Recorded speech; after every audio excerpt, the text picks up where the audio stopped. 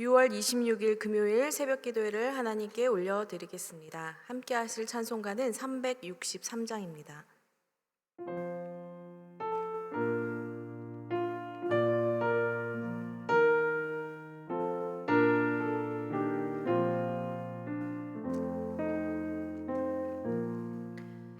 내가 깊은 곳에서 주를 불러 아뢰니 주여 나의 간구를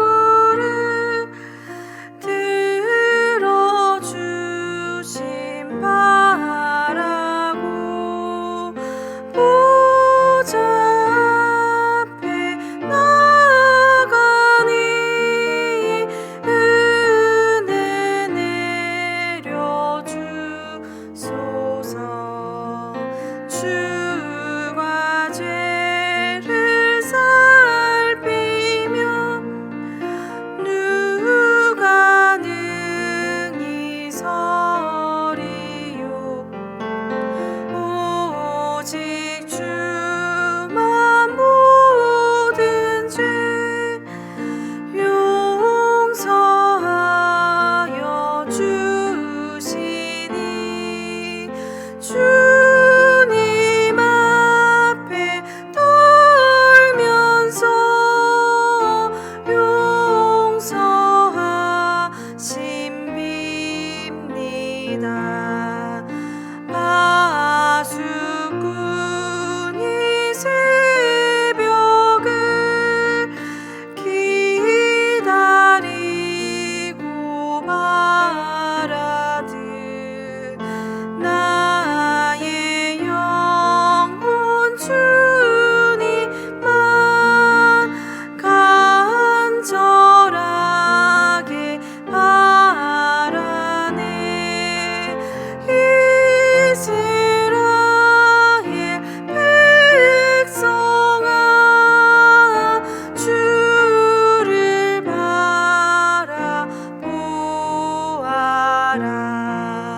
주의 크신 은혜와 그의 능력 바라라. 주의 기쁜 은총에 우리 구원이 있으니 변함없는 주님만 믿고 기다릴지라. 아멘. 오늘 우리들에게 주시는 하나님의 말씀은 시편 130편과 시편 131편의 말씀입니다. 스크린 보시면서 함께 말씀을 읽겠습니다.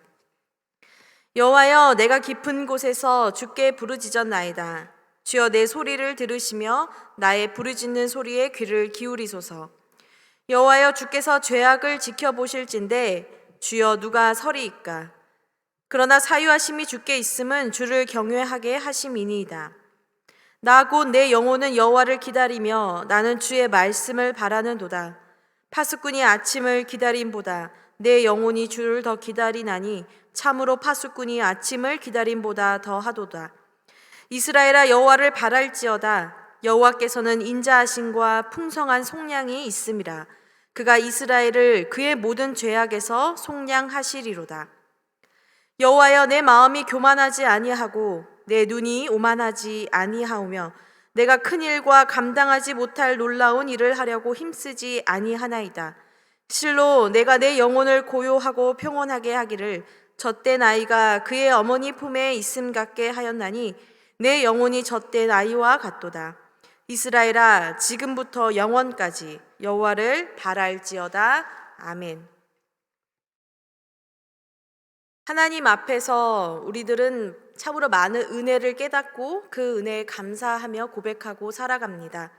하나님이 내게 해주신 많은 놀라운 일들, 때로는 엄청난 사건, 우리가 기적이라고 불릴 수 있는 그런 만한 일들로도 우리는 하나님께 은혜로 감사를 올리고, 또 쉽게 지나칠 수 있는 아주 작은 부분들에서도 하나님의 놀라운 은혜들을 경험하게 되고 또 그 은혜를 고백하게 됩니다.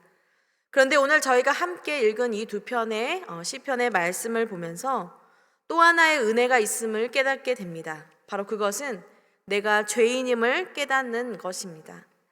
하나님을 믿지 않는 사람들 중에 그들에게 다가가 당신은 죄인입니다 라는 말을 건넨다면 아마 특별하게 사회적으로 큰 무리를 일으키지 않는 사람들은 아마 네, 그렇습니다, 제가 죄인입니다 라고 말을 하는 사람은 많지 않을 것입니다. 날마다 자신을 반성하고 또 돌이키며 살아가는 사람이 아니라면 쉽게 스스로 자신을 죄인으로 취급하기가 쉬운 일이 아니기 때문입니다.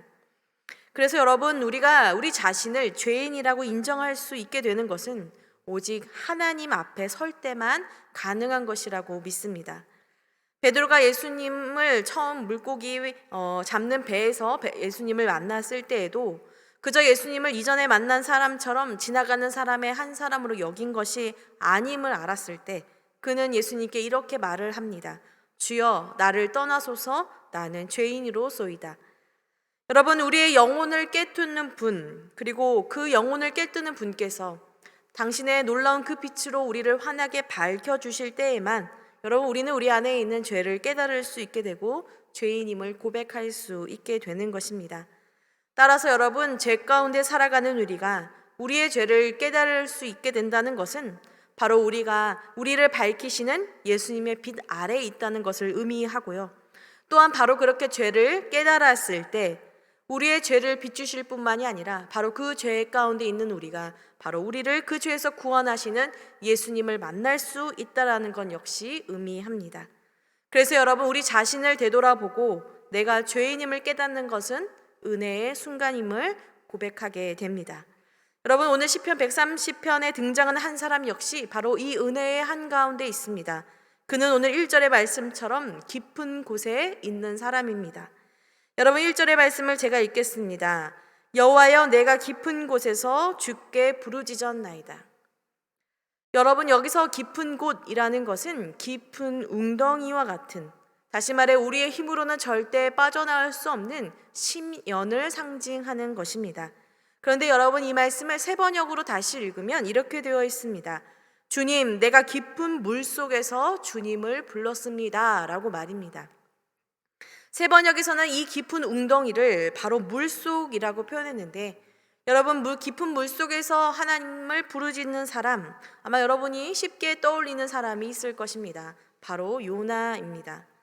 여러분, 요나는 어떤 사람입니까? 하나님의 말씀을 저버리고 하나님을 피해 달아나다가 하나님이 준비하시는 큰 폭풍을 만나고 결국 바다로 던져져서 하나님이 준비하신 그 물고기 뱃속에 들어가게 되는 인물입니다.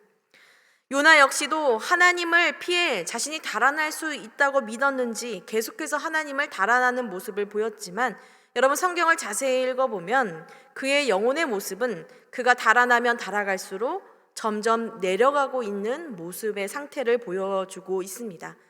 니느웨의 반대편인 다시스로 가기 위해 욥바로 내려가고, 또 배에 타 올랐다고 말하지만 그 역시도 내려가고, 배에서 가장 밑바닥인 맨 밑층에서 잠을 자고 결국 그 배도 아닌 바다로 던져져 내려가는, 그리고 물고기 뱃속까지 가게 되는 바로 깊은 심연 속에 그가 갇히게 된 것입니다. 결국 요나의 이야기, 그리고 이 시편 130편 1절의 말씀을 통해 우리가 알 수 있는 것은 하나님을 따르지 않고 하나님을 피해 달아난 죄된 모습은 우리를 가장 깊은 곳으로 이끌었다는 것을 알 수가 있습니다. 물론 저희들이 살아가면서 겪게 되는 고통 역시도 깊은 곳을 상징하지만 오늘 시편 130편에서의 깊은 곳은 바로 자신의 죄로 인해 내려간 수렁을 의미합니다. 저는 이 깊은 곳을 바라보면서 주님께 감사한 것이 있는데요. 그것은 이 깊은 곳을 통해 하나님이 우리에게 세 가지 교훈을 주시기 때문입니다. 첫 번째, 하나님이 주시는 교훈은 죄가 결국 우리를 가라앉게 한다라는 것입니다. 여러분, 하나님 없이 살아가는 삶, 우리가 하나님의 명령을 따르지 않는 삶은 마치 우리들에게 자유롭게 살아가는 것처럼 느끼게 할 수 있습니다. 그러나 여러분, 하나님이 아닌 것을 선택하는 순간 여러분 우리는 곧 죄의 수렁에 갇히게 되고, 여러분 그것은 우리의 힘으로는 절대 나을 수 없는 수렁을 의미하며 죄로부터 자유할 수 없음을 우리들에게 말해준다는 것입니다. 그리고 두 번째 교훈은 깊은 곳은 절대로 우리 힘으로 나갈 수 없다는 것입니다.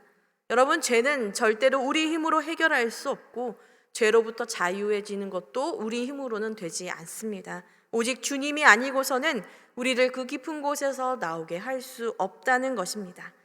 그리고 마지막으로 한 가지 더 감사한 교훈은, 비록 우리가 죄 가운데 있지만 때로는 고통의 수렁 가운데 있다 할지라도 우리가 주님을 부르면, 우리가 주님께 기도하면 주님은 우리를 용서하시고 우리를 구원하신다라는 사실입니다. 여러분, 오늘의 말씀은 그것을 전부 다 표현하고 있습니다. 1절의 시인은 가장 그 깊은 곳에서 주님을 부르며 2절에 주님 내 소리를 들어주소서, 나의 부르짖는 소리에 귀를 기울여 주소서라고 말하고 있습니다. 또한 그가 그 깊은 곳에서 하나님이 누구인지를 온전히 깨닫습니다. 아마 요나의 마음이 이것이 아닐까 싶은데요. 3절에 여호와여 주께서 죄악을 지켜보실진데 주여 누가 서리이까 라고 고백합니다. 여러분, 하나님 앞에 죄 없다 설 자는 아무도 없다는 것을 말합니다. 따라서 하나님 앞에 우리 모두가 두려워할 줄 아는 마음을 가져야 한다는 것이지요. 여러분, 이것을 어디서 깨닫습니까? 바로 이 깊은 곳에서 깨닫습니다. 그리고 4절에 이렇게 말합니다. 그러나 사유하심이 주께 있음은 주를 경외하게 하심이니이다 라고 말합니다. 여러분, 우리 모두는 죄인이고 하나님 앞에 당당히 설 수 없는 사람들이지만 여러분, 하나님은 누구이십니까? 바로 그런 죄인인 우리를 용서해 주시는 분이다 라는 것입니다. 여러분, 그래서 우리는 어떻습니까? 그 사랑과 용서로서 우리 힘으로 나올 수 없는 그 죄의 수렁에서 나와 하나님을 경배할 수 있게 주님이 하셨다라는 것입니다. 그것이 또한 하나님을 경배할 이유가 되고 하나님을 경외할 수 있는 감사의 조건이 된다는 것입니다. 다시 하나님을 예배하고 하나님의 자녀가 될 수 있는 기회를 주셨다라는 것입니다. 그래서 깊은 곳에 있는 사람은 바로 주님의 용서하심과 구원을 얻게 되는 것이고요, 바로 이 은혜를 그곳에서 깨닫게 된다는 것입니다. 여러분, 그런데 오늘 시인은 바로 이것을 깨닫는 것에 그치지 않습니다. 깨닫기만 하고 가만히 있지 않습니다. 그 수렁에서 나오기 위해 가장 적극적인 방법을 행합니다. 여러분, 그것은 무엇입니까? 바로 기다림입니다. 여러분, 우리가 기다린다는 것은 마치 행동하지 않는 가장 소극적인 방법처럼 느껴지기도 합니다. 그런데 여러분, 누군가를 기다려 보았거나 무엇을 기다려 보신 분은 알 것입니다. 기다림이야말로 우리의 믿음과 인내와 소망을 보여주는 가장 적극적인 신앙의 태도라는 것을 말입니다. 무엇보다 주님은 성경의 수많은 사건과 인물들을 통해서, 특별히 오늘의 말씀을 통해서 우리의 영혼이 주님을 기다릴 것을 말씀하고 명령하고 계십니다. 오늘 말씀 130편 7절과 131편 3절에 동일하게 언급되고 있는 말씀이 있습니다. 이스라엘아 여호와를 바랄지어다 라고 말입니다. 여러분, 여기서 바랄지어다라는 말은 바로 기다리라 라는 말과 같은 뜻입니다. 우리의 삶이 깊은 곳에 떨어져 있을 때, 그것이 죄의 문제이던 그것이 고통 때문에 찾아오는 문제이건 간에 바로 그 자리에서 우리의 영혼이 하나님을 바라보며 그분의 구원을 기다리라 라는 것입니다. 그런데 주님이 어떻게 기다리라 라고 말하고 있습니까? 5절 6절의 말씀을 제가 읽겠습니다. 나 곧 내 영혼은 여호와를 기다리며 나는 주의 말씀을 바라는도다. 파수꾼이 아침을 기다림보다 내 영혼이 주를 더 기다리나니 참으로 파수꾼이 아침을 기다림보다 더 하도다 라고 말합니다. 여러분, 내 영혼이 주님의 구원과 주님의 말씀을 기다릴 것인데 나의 기다림이 마치 파수꾼이 아침을 기다리는 것보다 더 간절하다, 더 기다린다 라고 말하고 있는 것입니다. 여러분, 이 말씀은 무슨 말입니까? 파수꾼이 아침을 기다리는 것이 무엇을 뜻하길래 그 기다림보다 이 시인의 기다림이 더 간절하다라고 말하고 있을까요? 여러분, 파수꾼이 아침을 기다린다라는 것은 바로 하나님을 온전히 신뢰하는 것과 연관되어 있습니다. 여러분은 파수꾼이 기다리는 것은 아침입니다. 밤새 성을 지키고 여러분, 아침이 오기만을 기다립니다. 아침이 오면 이 밤 동안에 이 성을 잘 지켰을 때 아침이 오면 많은 사람들이 성 안에서 평안을 누리며 지낼 수 있게 됩니다. 그 시간이 오기까지 파수꾼은 온전히 자신을 깨워 그 아침을까지 이 모든 성들을 지키며 기다리는 것입니다. 그런데 여러분, 파수꾼의 기다림에는 절대로 의심이 없습니다. 그는 반드시 아침이 올 것을 확신하고 그 자리에 서 있는 것입니다. 유진 피터슨 목사님은 이 말씀에 대하여 파수꾼이 아침을 오기 위해 행동하는 일은 사실은 특별한 것이 없다라고도 자신의 책에 기록하고 있습니다. 파수꾼이 아침을 더 일찍 올 수 있도록 당기게 할 수 있는 힘도 없을 뿐더러 그 역시 그 모든 것들을 행할 수 있는 능력이 없다라는 것입니다. 그저 그가 행한 기다림은 반드시 아침이 올 것이라고 믿는 믿음 하나라는 것입니다. 여러분, 깊은 곳에 우리가 빠져 있을 때 주님을 기다리는 것도 이와 같습니다. 우리가 하나님이 언제 우리를 구원하시는지, 하나님이 언제 우리에게 아침을 주실런지는 우리는 그때와 장소, 시기 모두 알 수가 없습니다. 그것은 하나님만이 하시는 일이기 때문입니다. 다만 우리가 할 수 있는 일은 반드시 하나님이 우리를 구원하시고 용서하시는 분이며 우리에게 자유를 주시는 분이라는 이 진리를 믿고 기다린다는 분명한 사실입니다. 여러분, 우리를 사랑하시고 우리를 속량하신다는 이 분명한 사실을 믿고 그분이 오실 때까지 우리의 의심을 하지 않는 것, 우리의 믿음을 멈추지 않는 것이 바로 하나님이 우리에게 원하시는 기다림이라는 것입니다. 두 번째로, 우리의 기다림에는 파수꾼의 모습에서 잘 나타나 있는데 그것은 바로 내 스스로 무언가를 하려 하지 않는다라는 것입니다. 여러분, 바로 이러한 모습이 시편 131편에 잘 나타나 있습니다. 제가 1절의 말씀을 읽어드리겠습니다. 여호와여, 내 마음이 교만하지 아니하고 내 눈이 오만하지 아니하오며 내가 큰 일과 감당하지 못할 놀라운 일을 하려고 힘쓰지 아니하나이다. 시편 131편에서 시인은 자신의 마음을 교만하게도 하지 않고 자신의 눈을 오만한 모습으로 사람들을 바라보지도 않겠다라고 말합니다. 그리고 자신 스스로 큰일과 놀라운 일을 감당하려 힘쓰지 않겠다라고도 하나님께 기도하고 있습니다. 여러분, 이 고백은 어떤 마음입니까? 바로 하나님 앞에서 자신을 높이지 않겠다라는 마음을 고백한 것입니다. 여러분, 하나님을 기다리는 데 있어서 우리가 가장 경계해야 할 것이 무엇입니까? 그것은 바로 우리의 힘과 생각입니다. 바로 그러한 생각을 가지고 하나님을 기다리는 것입니다. 물론 여러분, 교만과 오만은 언제 어디서나 죄에 해당합니다.